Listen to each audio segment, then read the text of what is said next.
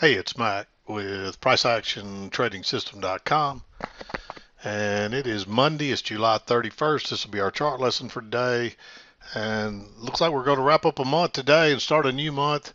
This market just keeps trying to push higher. Really, this was more of a range type day that really traded down from late morning almost into the close, and then it, of course, right at the close, it rallies straight up again like it usually does. So they just don't want this market. They're not going to let this market sell off. It's election. We got election year coming up. So my guess is they're going to play with this market as much as they can, keep it popped up some way, somehow.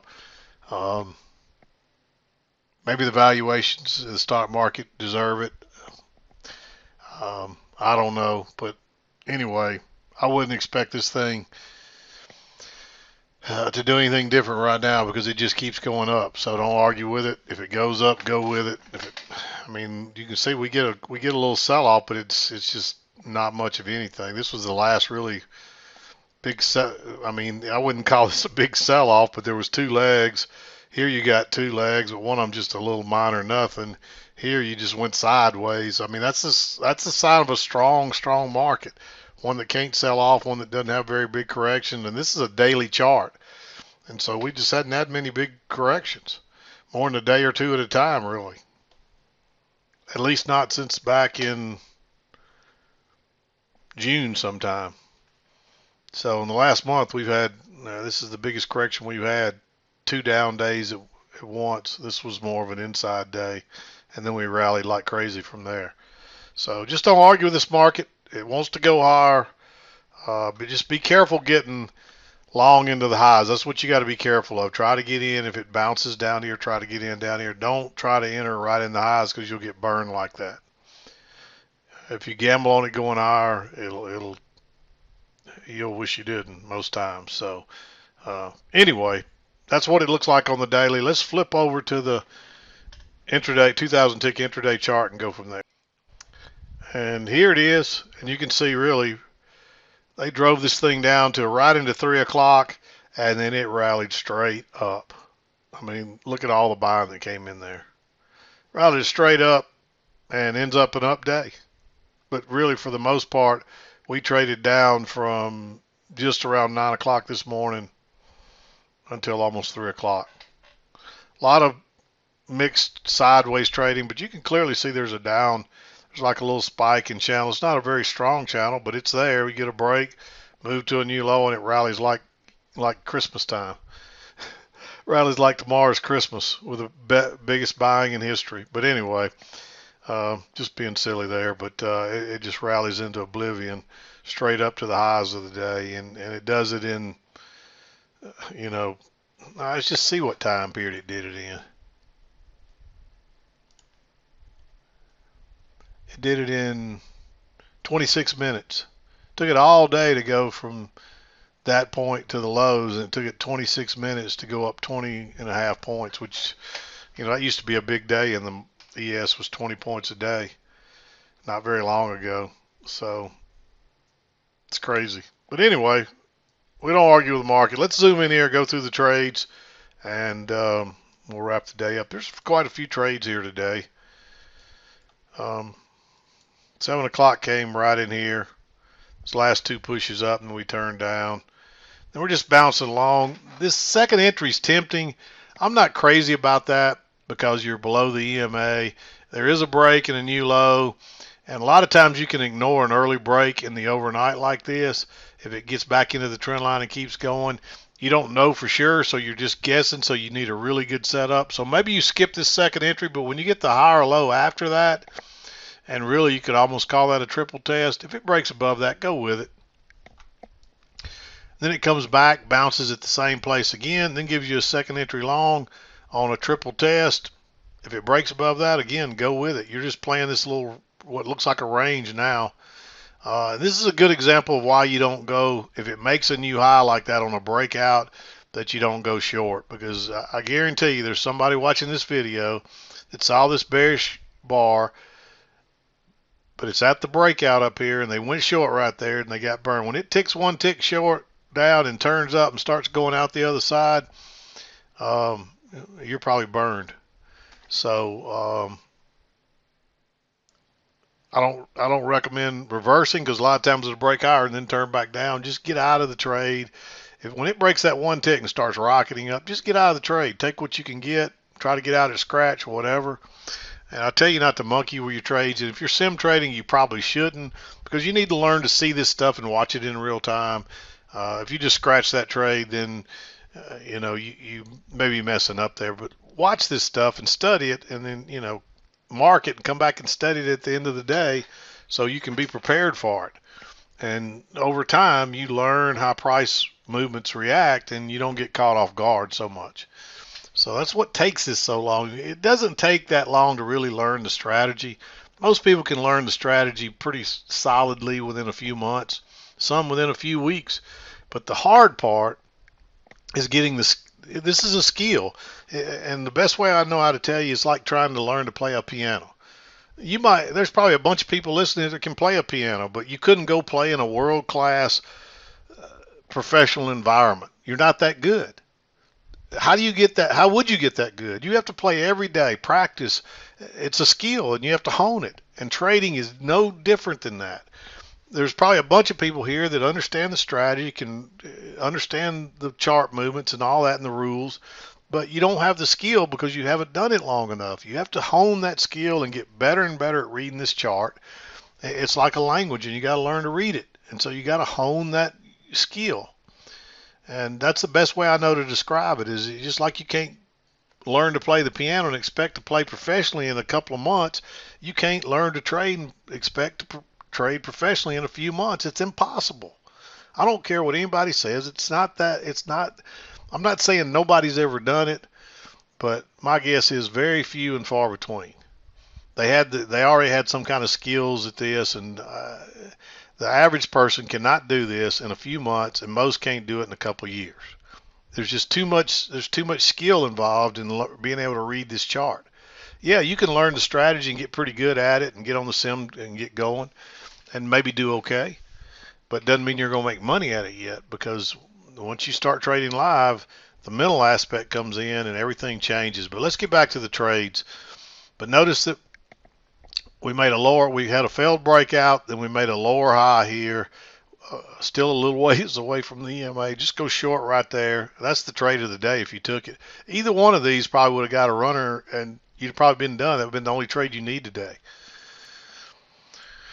I doubt I would try to pick up a runner here, but on this failed breakout on a lower high, yeah, maybe you try to pick up a runner. Then you got the channel coming down, you get a break, move to a new low. You reverse here. I don't see anything I really like there until you get back in this original pink channel. And you start bouncing along, and look how many times you bounce it there, and then suddenly you get a second entry. We're not looking for second entry. This is a little bit, the only reason I didn't mark this blue is it's a little congested. We just turned down at that midline just once, only once. If it had been twice, well, actually you could almost argue this twice, and that's why I made it green. But it's clearly we got some rejection this time. Still doesn't mean, you notice that it still struggled to get through there, but it did. Then we break out the high top here. No reason to go short right there. I'd want a lower high. You don't get it. Then you bounce at the bottom. You get a higher low on the second entry. You get what looks like a close outside, real close to tail, but it doesn't matter. We're in a range.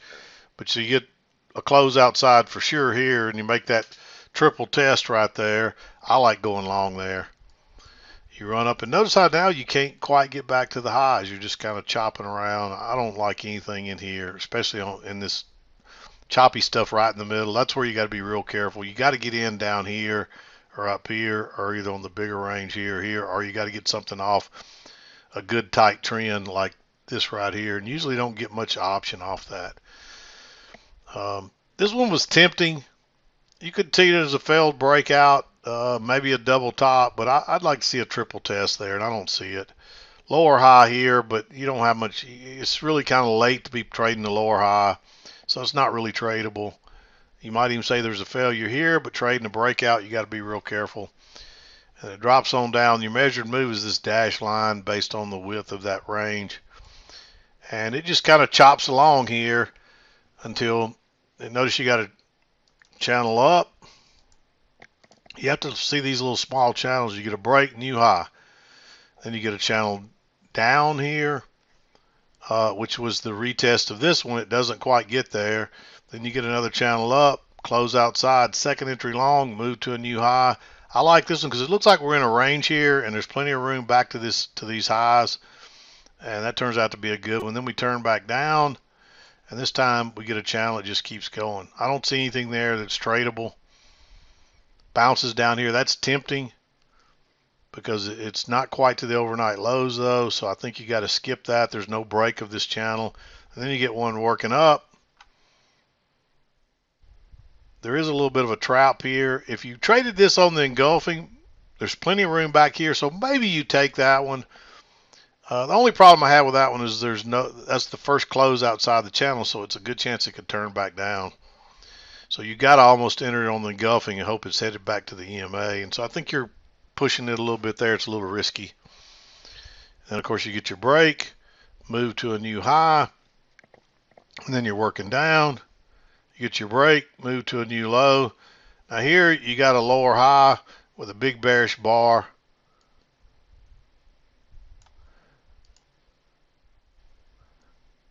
And that's just a 2-bar match. I couldn't remember if there was one of these that broke higher first. This one actually did. Yeah, let me go back to this trade.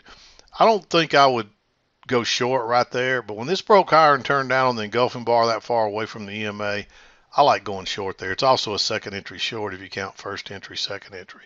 And there is a little bit of a trend, that blue trend going down there, trend channel.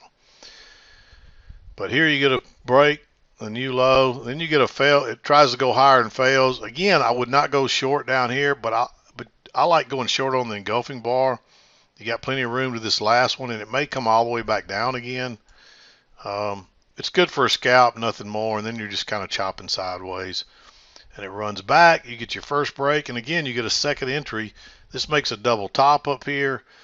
Notice you get a first entry, second entry, and again, it breaks higher and turns down. It almost looks like a repeat pattern here, just a little bit of a break. But look where it turns on the measured move there again. I like taking that on the engulfing bar. Again, I don't know. This might have still closed in this lower third. Maybe you go short there, but I like it broke higher first and then turned out I like entering on the engulfing bar. Then you get your break, which is moving up, and you get a close outside of this and a new high, and then you run to your new low on this yellow channel. You get 2 legs down, and then from there, it just rallies straight up. So this blue channel played out. Notice the break. A couple of legs down. If you measure them, they're probably close to being measured legs. Almost perfect measured legs there. So, and there was just one leg in this one, and then there was 2 legs in that one. But that's how I saw it today. It's just a range day that sold off pretty much all day, choppy, but it sold off. And again, the last hour of the market, it shoots up in 26 minutes. So the last real viable, from 3 o'clock to 3:30, about, it rallies straight up. So very interesting day. Curious why they managed to do. They move it up in the overnight with thin volume, and they move it up in the afternoon with thin volume. They tend to move it when the volume's thin. Otherwise, this thing just chops around. So anyway, that's the way I saw it. I'm not going to beat around the bush today. Yeah, I don't see anything else here that's real important to talk about. These are hard days. Really, here you're trading the pink channel. Then you're trading this blue channel. You still got to keep in mind that there's a range here, but you don't want to be a little more flexible down here because the channel itself, the blue channel, might be the key pattern here, which I think it was, because you did get your new low and then it rallies out of there. So just keep that in mind. But anyway, I'm going to wrap it up. This is Matt with PriceActionTradingSystem.com, and we'll see you next time.